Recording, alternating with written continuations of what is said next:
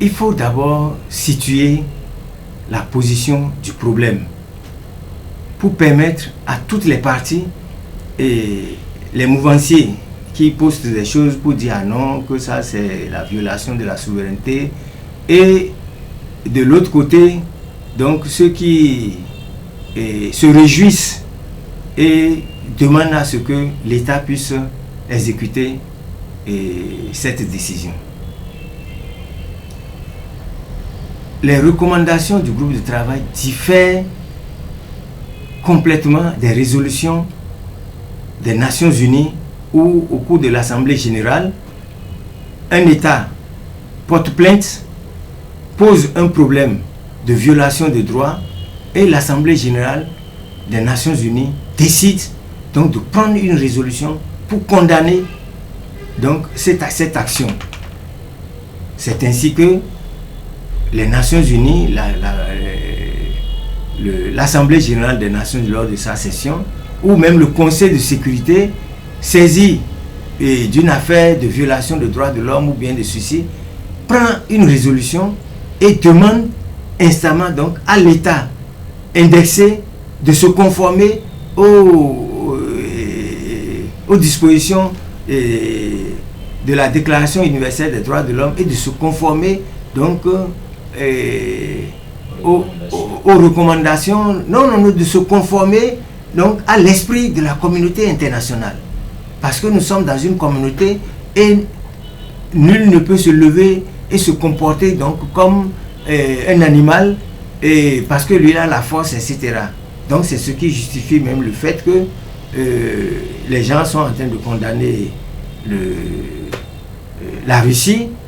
Bon, les États-Unis avaient violé aussi les droits internationaux. Bon, comme c'est eux qui sont les plus puissants, bon, personne n'a osé condamner la Libye, l'Irak, etc. Bon, bref, voilà une première manière pour les Nations Unies donc de rappeler à l'ordre un membre de sa communauté en décidant, en prenant des résolutions qui n'ont pas une valeur contraignante. Vous comprenez? Mais ça vous met à la place publique. Et donc, dans les négociations internationales, on vous dit, ah non, vous n'avez pas satisfait à telle résolution des Nations Unies, et il faut vous y conformer, vous n'avez pas voté telle convention, etc. Maintenant, dans le cas d'espèce, revenons au cas d'espèce de choses. Le groupe de travail s'est comporté comme un tribunal arbitral où la Commission des Nations Unies a été saisie, des droits de l'homme a été saisie, et donc comme la commission est vaste, ils ont créé un groupe de travail pour enquêter sur les faits dont ils ont été saisis. Vous comprenez? Le Bénin aussi, le gouvernement béninois peut saisir la commission, n'est-ce pas, de façon indépendante sur un problème donné. Et un groupe de travail sera monté, à supposer que, par exemple, le Nigeria vienne violer notre territoire, notre chose là, ou bien un autre État plus puissant vient créer des désordres chez nous, le Bénin peut saisir la Commission des droits de l'homme, enfin l'ONU, pour dire, ah voilà, je suis victime de tel, arbitrer. Vous comprenez? Donc c'est comme ça, même pour les trucs de frontières, on va saisir la haie. Bon, bref, donc en matière des droits de l'homme, c'est la Commission des Nations Unies sur les droits de l'homme qui s'est logée à Genève, donc qui est compétente. Et donc lorsqu'elle est saisie, il faut suivre le mécanisme pour que les gens ne s'embrouillent pas. Lorsque cette commission est saisie, un groupe de travail se met en place. On demande à la partie saisissante, plaignante, de fournir les éléments susceptibles de permettre au groupe de faire son travail avec des preuves à l'appui. Lorsqu'ils reçoivent ces preuves-là, l'État parti à la commission, n'est-ce pas, est interpellé. On lui transmet le mémoire ajouté, le mémoire plus les pièces donc de la partie saisissante. Vous comprenez? Donc, à partir de ce moment, le gouvernement a la possibilité de répliquer. Et dans le cas d'espèce, le gouvernement a répliqué, a envoyé donc sa version des faits. Bon, le groupe a constaté que le gouvernement a eu à faire des affirmations sur un certain nombre de choses sans en rapporter la preuve. Donc, après avoir diligenté toutes ces enquêtes, avoir examiné toutes les pièces, le gouvernement a répondu. Le gouvernement a répondu. Il a fait son mémoire, il a répondu en exposant sa version des faits, en disant que bon, que Mme Madougou s'est rendue coupable de déstabilisation. Avec les preuves? Non, ils ont... En tout cas, le groupe a dit qu'il n'a pas rapporté la preuve d'un certain nombre de choses. Vous comprenez? Et c'est ça qui a motivé, n'est-ce pas, les conclusions et, n'est-ce pas, la procédure après les conclusions. Donc, je continue l'explication. Le gouvernement a régulièrement répondu donc à l'appel, à l'interpellation du groupe de travail, a fourni comment on appelle, sa version des faits. Là où elle pouvait donner des preuves, elle en a donné. Là où elle n'a pas de preuves, elle n'a pas pu donner. Et le groupe de travail l'a remarqué. Vous comprenez? Donc, c'est pas tout ce que la partie saisissante a eu à dire que le groupe a pris pour dire bon, on condamne. Par exemple, dans les motivations, le groupe de travail a rejeté l'argument de la partie saisissante selon laquelle, par exemple, bon, on a fouillé le téléphone portable de Mme Madougou hors sa présence. Le groupe a dit non, que lui n'est pas compétent pour ça parce que il ne connaît pas les dispositions donc nationales qui permettent d'investir les données à caractère personnel. Là, il a rejeté. Et il a rejeté un certain nombre de choses. Mais retenu certains éléments, notamment le caractère arbitraire de la détention et ordonné, pas ordonné, mais recommandé que, n'est-ce pas, au regard de la violation d'un certain nombre de dispositions de la Déclaration universelle des droits de l'homme et du pacte international relatif aux droits civils et politiques. Donc, vu cette violation, il recommande que Mme Madougou soit immédiatement libérée. Vous comprenez? Donc, et de lui rendre compte, aussi bien la partie saisissante que le gouvernement, de l'exécution de ces recommandations-là dans un délai de 6 mois. Vous comprenez? Bien, donc, ça veut dire quoi? Ça veut dire que c'est comme un tribunal arbitral qui a été saisi et toutes les parties ont donné leur version des faits. Donc la décision qui résultera, qui résulte de cette comment on appelle, de cette procédure là, bon, le gouvernement est obligé d'exécuter. Vous comprenez? Donc c'est vrai, ça n'a pas un caractère contraignant comme une décision de justice à l'interne ou bien comme une décision d'un tribunal arbitral qui d'ailleurs, lorsque le tribunal arbitral où chaque partie a choisi lui-même son arbitre, lorsqu'un tribunal arbitral décide, il faut exéquaturer, n'est-ce pas, la décision sur le plan national pour que ça puisse être exécutoire. Ça veut dire quoi? La justice nationale se saisit de la décision internationale, voit si cette décision a respecté les lois de la République. Mais attends, si c'était une procédure pour homosexualité qui a été chaud là, le Bénin ne reconnaît pas l'homosexualité, c'est contraire à notre morale. Donc le juge va dire non, cette décision-là ne peut pas être exécutée dans notre pays. Donc dans le cas d'espèce, ce n'est pas ça. Le Bénin a été parti au procès, si on peut l'appeler procès, puisque chacun a donné son argumentation avec preuve à l'appui. Le groupe a constaté que le Bénin n'a pas produit des preuves sur un certain nombre de choses, notamment la détention de Madame Rikias. Le gouvernement doit exécuter parce qu'il a été parti, il n'a pas été arbitrairement condamné.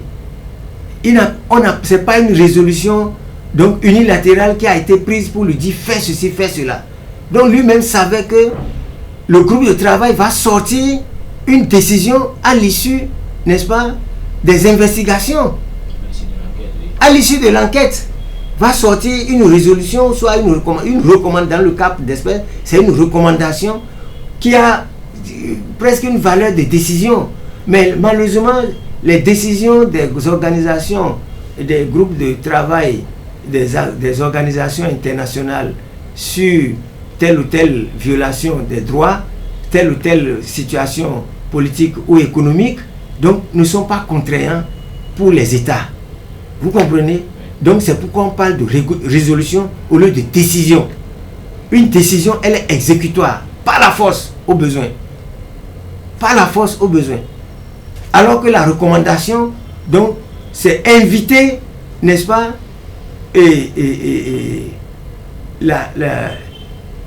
la partie accusée de violation du droit, donc à se conformer donc, aux lois de la communauté internationale. Mais écoutez, c'est comme les décisions de la Cour constitutionnelle. Et n'oubliez pas que la Déclaration universelle des droits de l'homme, n'est-ce pas, fait partie du bloc de constitutionnalité de notre pays. Vous comprenez? La Charte africaine des droits de l'homme et la Déclaration universelle des droits de l'homme font partie intégrante de notre constitution. Donc, en ne se conformant pas aux dispositions de la Déclaration universelle des droits de l'homme et en ses articles 3, 9, 10, 11, 19, 21 et 22, n'est-ce pas, de cette déclaration, le Bénin, le gouvernement béninois viole non seulement la Déclaration universelle des droits, mais viole la Constitution. Donc, et cette violation de la Constitution qu'il faisait tout le temps ici, et puis bon, il s'en fout, pas mal. Donc, ce n'est plus la même chose, puisque désormais les Nations Unies, il est sous le viseur des Nations Unies. Un viol massif et dangereux, parce que le Bénin, n'est-ce pas, en se comportant comme ça, se comporte comme un lion dans la forêt, où c'est lui qui règne en maître absolu. Si tu n'es pas d'accord, tu vas en prison. Si tu n'es pas d'accord, soit tu t'exiles. Si tu n'es pas d'accord, enfin bref, c'est un règne de terreur. Vous comprenez? C'est un règne de terreur que malheureusement le chef de l'État va revendiquer devant la communauté internationale en disant j'accepte et j'assume que je viole les droits de l'homme chez moi. Mais c'est très dangereux, c'est très grave pour un président de la République d'aller devant la communauté internationale et dire je viole. Mais il a été obligé, les journalistes ont posé le problème de Ricky Amadou, il a dit qu'il est droit dans ses bottes, mais à sa décharge il a dit bon, il se pourrait que dans mon régime, pendant que je suis là, ou après moi, bon, s'ils se sont bien comportés, que bon, on peut voir comment les libérer. Donc il n'a pas fermé totalement et comment on appelle la voie de la libération. Et c'est pourquoi nous, militants des droits de l'homme, nous disons non, il doit le faire dans l'intérêt du pays, dans l'intérêt, n'est-ce pas, de la population. Parce qu'aujourd'hui, s'il ne le fait pas, partout il ira, on va dire affaire Madougou. Lui-même il a dit, il dit c'est vrai, c'est une affaire qui empoisonne mon programme d'action du gouvernement et je suis désolé, mais je suis droit dans mes bottes. Mais comment ça? Mais la chose qui te fait du mal, ça t'empêche d'évoluer dans ton programme. Mais tu t'y accroches. Non, il faut savoir lâcher, n'est-ce pas? Nous, par exemple, en tant qu'avocat, si un dossier veut te brûler les doigts, mais tu te déconstitues, tu remets au client son argent et puis qui te parle la paix. Donc nous disons au chef de l'État, il est vrai que c'est une recommandation dans l'intérêt supérieur de la nation béninoise. Parce que s'il n'a pas les ressources pour continuer, pour donner à manger à la population. Mais tout le monde a déjà faim. Tout le monde crie que ça ne va pas. Mais on fait les routes. Mais ça veut dire quoi? Si le bâtiment marche, ça veut dire que l'économie marche. Mais vous sentez l'économie là dans le panier le panier de votre femme? Non, tout le monde crie. Et donc si tout le monde crie, ça veut dire que c'est réel. Mais si tout le monde dit jusqu'à Nations Unies que tout le monde sait que la détention est arbitraire, tout le monde sait que c'est un montage, je crois que c'est l'intérêt commun de nous tous qui est en jeu dans cette affaire-là. C'est un règlement de compte. Puisque tout le monde dit libère. Et il dit non, je ne libère pas. Les Nations Unies même disent libère. Vous comprenez? Il peut dire bon, toi, je t'ai déjà tiré les oreilles. Attention, fais attention. Si prochainement je te prends, eh bien là, je te zigouille. Il peut le dire. Parce que c'est le chef de l'État. Vous comprenez? Avec toute sa puissance.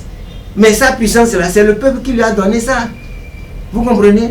Donc, à partir de cet instant, mais il se serait élevé donc au-dessus de son ego et accepter les doléances du peuple, puisque tout le monde réclame ça. Le président Soglo a réclamé, le président Yahya a réclamé, et même Macron a réclamé, même s'il n'a pas dit ouvertement.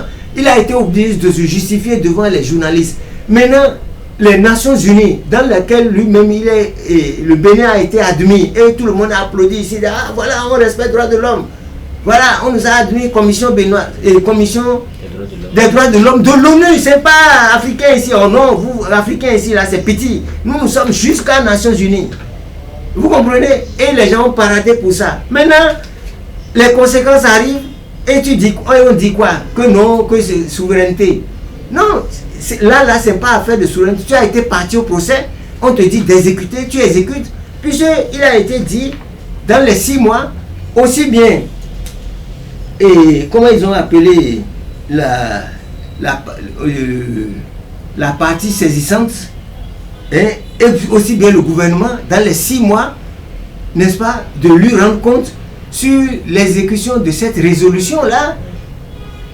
Est-ce que Reguia Amadou a été libéré sans, comment on appelle, sans condition? Sans condition, parce que le fait de dire écrire l'aide de clémence là, c'est une condition humiliante.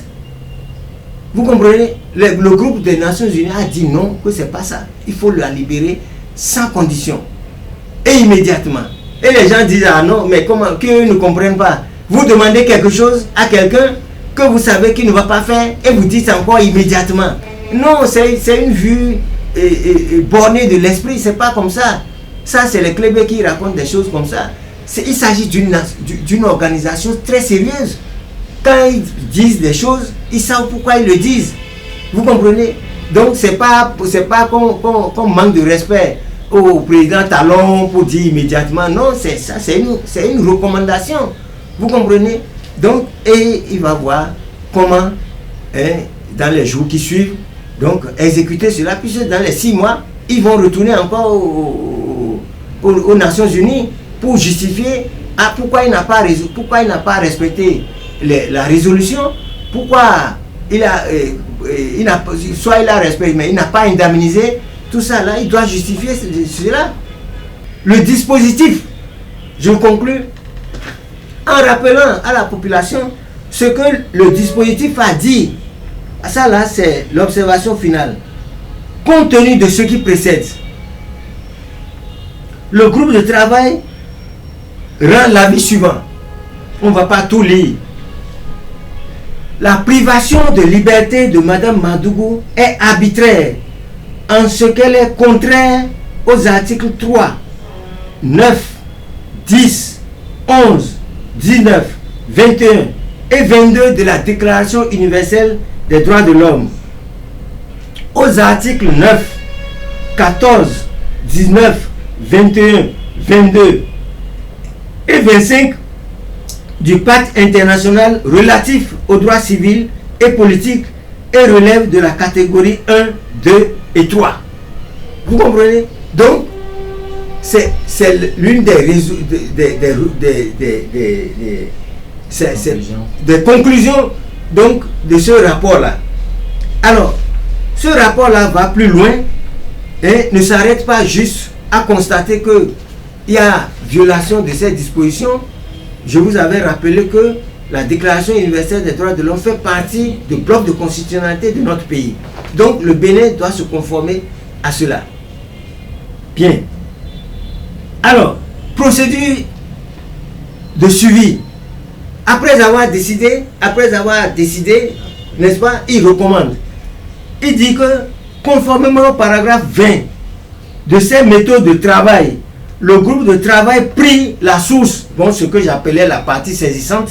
Donc la source est le gouvernement à l'informer de la suite donnée aux recommandations fondées et formulées dans le présent avis, notamment de lui faire savoir A. Si Madame Madougou a été mise en liberté et le cas échéant, à quelle date? B. Si Madame Madougou a obtenu réparation, notamment sous la forme d'une indemnisation, c'est normal. C. Si la violation des droits de Madame Madougou a fait l'objet d'une enquête et dans l'affirmative, quelle a été l'issue de celle-ci. D. Si le Bénin a modifié sa législation ou sa pratique afin de rendre conforme donc aux obligations mises à sa charge donc par le droit international dans le droit fil du présent avis. Enfin, alors, si d'autres mesures ont été prises en vue de donner suite donc au présent avis, le groupe de travail prit la source et le gouvernement de lui fournir les informations demandées dans les 6 mois. Dans les 6 mois qui suivent la communication du présent avis, il se réserve néanmoins le droit de prendre des mesures de suivi et si de nouvelles informations préoccupantes concernant l'affaire sont portées à son attention.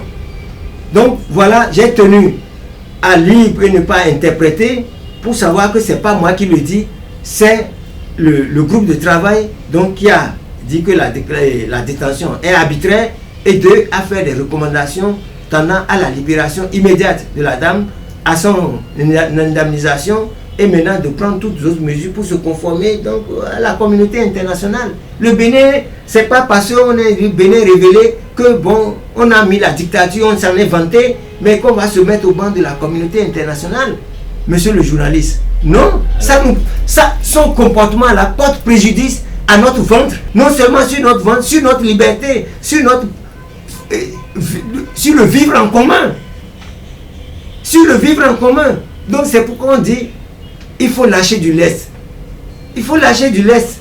Monsieur le Président de la République, moi, Maître Aboubakar Baparapé, avocat à la Cour, président de l'Organisation pour la défense des droits de l'homme, je veux vous parler.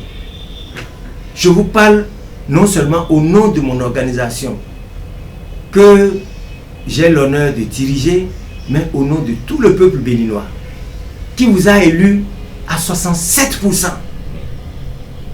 Premier mandat.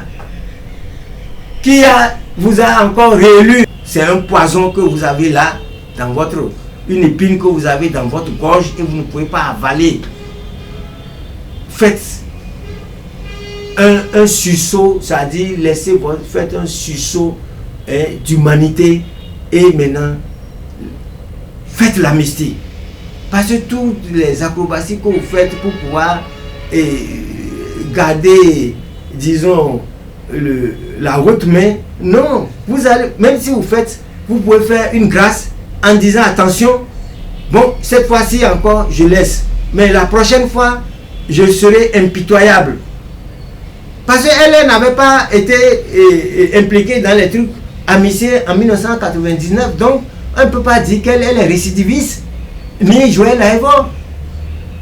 Ils ne sont pas récidivistes. Vous avez qualifié que c'est du terrorisme. Les Nations Unies ont dit non, que c'est dans le cadre d'une action politique.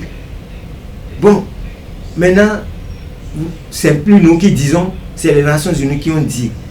Alors, maintenant, qu'est-ce que vous allez faire, Monsieur le Président de la République? Vous allez vous retirer de la Commission des Nations Unies qui a admis le Bénin où vous avez été où les gens ont acclamé pour dire ah bon, le Bénin, c'est vous qui dites que c'est la dictature, voilà, nous on respecte les droits de l'homme, la preuve, on nous a admis, c'est pas Union africaine, hein. L'Union africaine c'est petit, c'est les Africains là-bas. Là-bas là, c'est Nations Unies. Donc nous sommes en haut de en haut pour parler terre à terre à l'adresse de la population. Donc Monsieur le Président, vous êtes à un haut niveau donc de l'organisation. Maintenant vous allez faire quoi? Vous avez donné votre OK pour que le garde des Sceaux ou bien enfin la personne indiquée puisse répondre au nom du gouvernement béninois. Les résultats sont venus, vous allez vous conformer à cela. Vous devez vous conformer à cela. Ou si le monde va vous choquer, bon, je vous prie, Monsieur le Président, de vous conformer très respectueusement donc à cette résolution, à cette recommandation, pour que on ait la paix. On ait la paix, parce que nous on a faim. Mais attends, qui n'est pas d'accord à ce qu'on aide le Bénin pour que il y ait le plein emploi, pour que le panier de la ménagère soit amélioré, etc. Qui? Dites-moi, dans le Bénin là, qui? Personne. Donc, le fait de tenir cette affaire-là, comme vous m'excusez, je vous parle directement en tant que Béninois, c'est pourquoi il dit je vous parle directement. Donc, il ne faut pas tenir. D'ici les jours qui suivent, vraiment, prenez la décision salutaire et vous allez voir, on va vous applaudir, on va dire, ah, talons 20 ans, talons 20 ans. Mais c'est comme ça. Donc, si les gens se taisent, c'est parce qu'ils n'ont pas quelque chose à dire. Chacun a peur d'aller en prison. Nous sommes une organisation légale des droits de l'homme. C'est pourquoi nous nous donnons le droit de vous parler directement dans le cadre légal, constitutionnel.